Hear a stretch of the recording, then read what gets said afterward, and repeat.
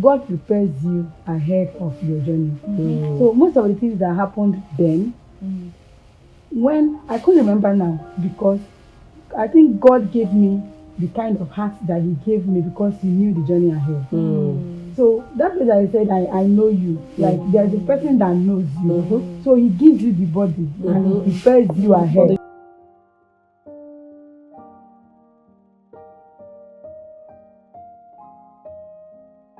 Before she died, she kept calling me. So, you know that in the midst of all these things, I came to a place of self-condemnation where I started to begin to condemn myself. Like, am I the bad person? Is it because I have bad character? Why am I from this place? But the truth in all of these things is, the truth to healing, the first point to healing is to understand that you are not the problem. That's just it. You are not the problem. Because you are not the problem. You're not the reason why your mom married your dad in the first place. You're not the reason why you have that father. Because you don't determine who fathers you.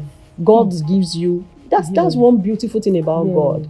As individuals, you can't say this is when you're coming here, you go, no, God, just take me to America. Or take me to a very loving father. You can't determine the character of who your father is. You can't determine his look. You can't determine his character. You're not the problem, and you're not the problem at all. And the God that said, before I created you, I knew you. So that is your journey. So at some point, I used to think that, it's because my mom is late, so that is why I'm going through all this.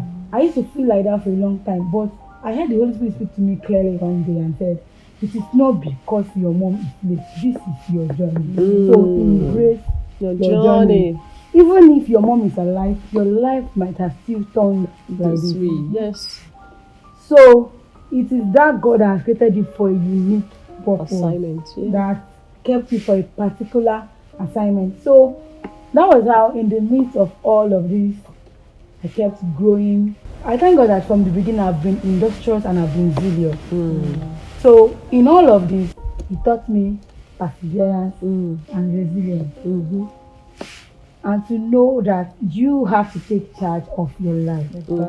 You're responsible for your life. You are responsible for your life. Yes.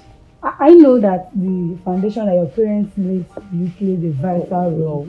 But there, at the point I had to start asking myself questions, because at a point in my life, I was feeling really bad. I was depressed. I was in this place that I can't come out in the midst of my mates and talk. Because I used to feel like I'm lagging behind. Inferiority complex. I'm not the place I want to be. Because if there's no way you will come out from that kind of place and you will not feel that way. So God helped me. I came to Lagos, things started getting better, and I brought all my siblings to Lagos. Wow. And as it's happening now, my dad is now looking for a relationship. So he's not the one that is looking for a relationship. He by himself on his own just says he wants to come to Lagos. So he came to Lagos, and I can remember my sister telling me that I don't even know what I'm going to be talking with you because we don't have a relationship. So for that relationship, it is not there. Even though we are trying our best and asking God to help us, but it is not there. Yeah, because it was never there. And even if it's going to be there, it's going to take a while.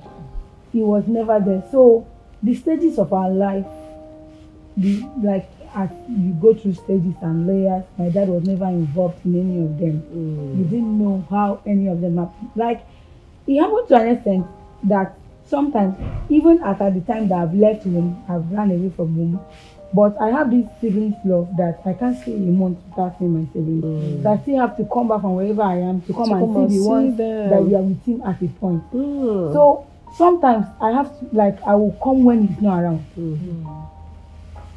But it got to a stage that my dad we have to inquire and know the day that I'm coming. So he will hide inside the bush. So immediately I'm coming and my dad will just jump out from the bush. He just hold my throat. Like at the point it was like, I want to kill you and kill myself. After I came to Lagos, after everything had happened, it's a lot everything that I can say. It's a lot. I want us to focus on, I know you have been able to lay the foundation for what happens and how it happens, but I want us to talk about when did you start getting healed? When did you start letting go? When did you start forgiving? Let's talk about that. Okay, I think I started letting go and self-giving like 4 years ago. 4 years ago, okay. So this 4 years ago that I started letting go, I started forgiving is because I have known God and God has worked in me. Because it's not something that me I can do on my own. So it's after I've known, because the first time I came to Lagos and I joined my current church I attend now, and I went to see Pastor David Adele. When I saw him, he said, "No, you cannot stay without calling your father. It's not possible. You will call him now and you will travel to that village." So I called him, and after calling him, that call was after how many years? That call was after like 10 years. Wow. I called him because I was like, after everything, he's still your father, you cannot throw him away. And I'm like, God help. So it was the point of you're trying to move on, you're trying to forgive this person, and he does another thing that is worse. That takes you back to remember all the things you have done, all the things that you have passed through, all the things that you have even let go before. After some time, I got a job in the factory or so that I started, and I got a place that was squatting. So when I said I was going to village, I remember village was in December. The lady that was squatting advised me against going, and I said I must go. I want to make peace to my dad. And at that point, after I had initiated the call and started talking, he started saying things that people after saying that I don't have children, and all my children have run away. So yeah, come back and let's make peace. So that was the time. So he was already looking forward to. So he was saying things like, we should come back, we should make peace, we should go to church together, so that people will see that the children are still alive, that they have not died, that they've not run away. So that was how I left Lagos and I traveled to the east, and I brought all of my siblings along with me. Back to Lagos. Back to the village. Back to the village. To him. I brought all of my siblings back. Though not all of us were in Lagos then, but I think at that point I already had like 2 in Lagos. Our last one was still with him at then, and I think the rest of my stuff was in Owerri. Your last born was taken back to him. So that was how I left Lagos, and I took all of my siblings along with me. Now, normally, because of the relationship that we share, I don't go to our village and stay in my father's house for 2 days. It's not possible. I either go, stay at a place, and just be coming to visit. Because we are 7 Adventists from birth, so we go to church on Saturdays. So I already planned to go on second, but you now said we should wait till on fourth so that everybody goes to church together. So it was a festive period. So on that particular fourth, early in the morning, around 5 a.m., because my dad wants to talk to you, he calls you early in the morning, or you wake him up in the middle of the night by 2 a.m. It's either you receive peace or you receive victory, or they chase you out and they say to you, you don't have his business. But on that particular day, I had gone out, not seen for 10 years. So he now said, we should do. Okay, at that point, our first son was still with. So at the time that we started talking a bit, he will always make complaints of me. Yeah, he's following you back down. He has done this one. Yeah, I said, Dad, sorry. Calm down. So it was still my brother that he was complaining about on that particular early Saturday morning. And I think the only thing I just said is, God has made you father and mother. You have to. The next thing I heard on my mouth was "Boah," and that was how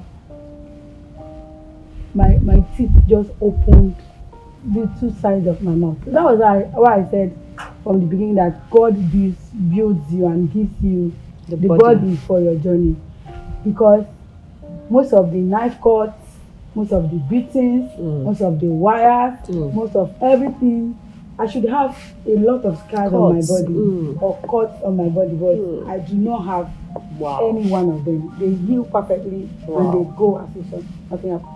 So that was how, in the midst of that blood, like I was bleeding, they were packing my blood with constant 4 liters center. That was how they were packing my blood that morning. So that was how we now started having a fracas he started exchanging words. He was exchanging stones with my brother. All of us came out, people gathered. My dad came outside and you he can imagine my dad, somebody that wanted people to know, wanted peace and wanted him. My dad came outside and he was shouting, "You should go and look for your father. I am not your father. Unfortunate children." And I said, "Ashawo, you are doing Ashawo in Lagos. Ashawo, that is how you're training my children with Ashawo. Go and look for your father." Like I was bleeding in all of this, and my siblings were so pained. They told me, "I told you, you will not hear. You are the one that will be saying peace, peace, peace, peace." Shebi are saying peace now. I landed in the hospital. Wow. And people are telling me, "Go and call army for him. Go and call police for him." They told him to come and see his daughter that he had killed. Because I bleeded so much that day that I fainted. Wow. It was that much? So from your mouth? From my mouth. Wow. So I didn't go back to the house again. So that was how I came back to Lagos from the hospital and decided not to go again. Not to go back to him again. It got so bad that one of my sisters wanted to kill him with rat poison. Wow. It got so bad. She had already bought the rat poison. Wow. She already wanted to put it in his food. I don't know what happened, how she betrayed that. It did not happen. But I tell you, it was so bad. God had helped me so much that even though at a point I kept saying it's my mother's last wish, I had to give up my dreams to make sure that my siblings are fine. And I thank God now that none of us turned about that. Thank God. Thank God. Our last one that was just almost when my mom died, just on 19th October. When I went to the village and saw how my brother was looking, I felt terrible in my mind. I knew that if I tell him that we want to take him along, he will not agree. So I had to plan with my sister at then I was at school to steal my brother. So we now told him and declared him missing. Wow. So to tell you that he cared less, my dad didn't know my brother was not around for 3 days. Wow. His son that lives with him the same house. Now, does he have other children? The other marriage, do might give birth to other children? They have 2 children. We didn't know my brother was missing for like 3 years. I didn't look for my brother. I would not hear story. See, my dad messed up to a point that sometimes you don't believe in dead people reacting. But at some point, my mom came to beat my dad. So it's bad. He said, "I saw your mom come to the dream and beat me." And he came out alive and he was sick. He was legit sick in the place around it. It was so bad. So I think mine is a story of how God fights for himself. It got to a point that people had to swear and lift their hands up and say, "If my child did this." That person that swore, fire from a lantern just came and her hand that she used to swear has remained like this. Wow. Until she died. Now, these are people speaking against your against mom. My mom, yeah. But were they not aware that your dad was beating her, was maltreating her? They knew. But they decided to look away and back their own. I'm sure they are your father's family members. My father's family members. Even the ones that were saying ugly things to save their marriages lost the marriage after. Wow. It's a lot. But mine is a story of resilience, hard work, and of how God writes your script for you. See, our lives sometimes, the way it plays out, we don't even know. Sometimes we don't even know how much God has in store for us. Now, your story is a story of resilience. Your story is a story of someone who became a mom at a very tender age, even without getting married. Now you've been able to mother your siblings, like being the mother of your siblings, including the younger one, the one that was 5 and now 19. So you have been parenting, even without getting married to anyone. So God is preparing you. I want to see it as God preparing you for a generation yet unborn. Yeah. Yes, God used you like you're just like a Joseph. God took Joseph to Egypt so that a generation, a nation, not even a generation now, a nation can be saved. He knew the future before that time. And that is what has happened. Now, Joseph in his own time was seeing it in the dream and in vision. But you had to experience it live, like a raw experience that your siblings had no idea about. God has helped you. He has given you to them as like a Joseph. Let me use that word. That would help everyone out of where the enemy thought. And in all this, I see that when the devil looks at the family and sees that he knows that there is, the Bible says now glory. He knows that these ones are just blessed with so much potentials and so many packages that God has prepared. He comes with attack. And I know that the more the attack, the bigger the glory actually. Yeah. The bigger the Actually, glory. The glory because attracts. I know Ijoma that she's good, she's fine, and she'll be better. And I know that assemblies and doing one of us. She's not just acting mother. She's not a grandmother. Because one of them is married, and two of them are married and have children. Yeah. So I know that I want you to know that your life is going to be a blessing to a lot of people. That story is going to bless a lot. You have not even come into the usefulness of that story yet. Mm-hmm. You have not come into the usefulness of that story yet. And I want you to, before we finish, I want you to just say a word to someone who might be going through what you went through. What advice do you give them? How do you encourage them? Okay, so one major thing that I would like to advise, I would like to know first is that you are not the problem. You are not the problem. You are not the problem, and it is your journey. So God has prepared you. He made you fit for the journey. So everybody has a different journey. So He has prepared you for that journey. So it is your journey, and embrace it. Embrace it. I have a mentor who says something: enjoy where you are, while you're on your way to where you're going. It is your journey. See, there is nothing different that would have happened if things happened. If it wasn't that way. Yes. Just know that that is how your script has been written. So just keep enduring. And another thing is you must know God for yourself. Very important. I wouldn't say I grew from the beginning I knew God. I won't say that. Last year it was 19 years that my mom died. It was 19 years without a mom. And on the 18th eve, the Holy Spirit had to hold my hand because it has been a journey. I will not lie. It has been a journey. A rough one. It has been a very rough one. Like when I brought my siblings to Lagos, all of us were staying in one room, uncompleted building. The rain is falling inside the room. But the Holy Spirit held my hands and He took me on the journey for the past 19 years. Of all the battles that He has fought, of all the victories that we've won, of all the things that would have happened that He prevented. And He told me that I took you up and I fulfilled Psalm 19 verse 27, that if your mother and father forsake you, I would take you up. Wow. Now, why am I highlighting the place of God? If you do not know the place of God, you'll be dwelling in self-pity and you feeling bad. It is when you know God that you would know who you really are and what He has created you to become. That is when you begin to know that it is your journey. It is your script. He has written a script already. So you are just the actor to act it out. So He has written the script. So it's just for you to act it out. You need to know God for yourself. And you need to understand that these people are not bad people.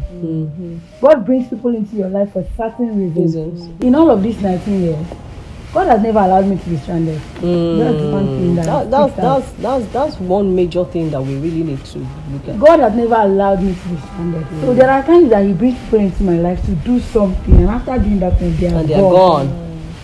So God brings people into your life to play major roles. So even the person that you think is the problem is not the problem. He's playing his part. From this point you made now, I want to believe that for every step of or every phase, there are people that God placed in your life to play major roles.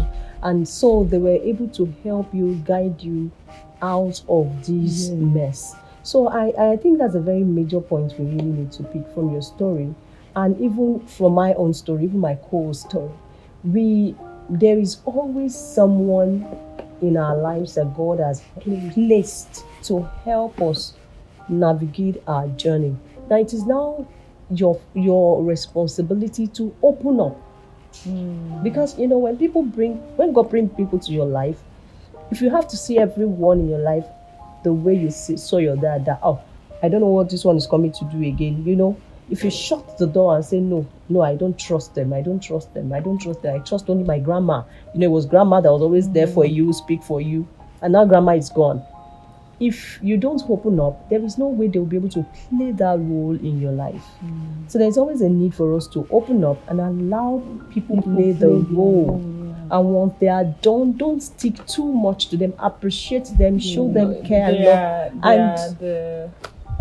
They're not the source.